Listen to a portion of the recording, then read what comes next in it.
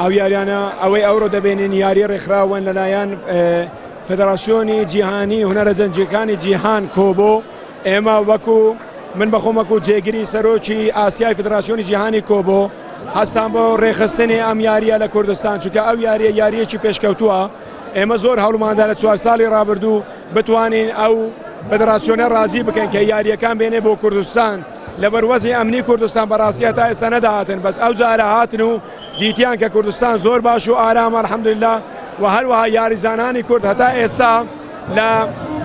ئەو 11 پشتێنە زێڕینەی کە هەیە خاوەنی 8 پشتێنی زێڕینن زۆر سەرکەوتون ئینشاڵڵا نەتیجەی باشتریشیان دەبێ من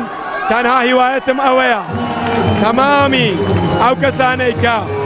کار بەدەستن لە وەرزش بزانن پاڵەوانانی کورد هیچیان لە ئاستی پاڵەوانانی جیهان کەمتر نییە بەڵام ئەگەر باڕپشتی بکرێن هەموو هەوڵ و تەمەنام ئەوەیە ڕۆژێکدا بێ ئاڵای کوردستان لە تەواوی مەیدانەکانی جیهان بەرز بکرێتەوە.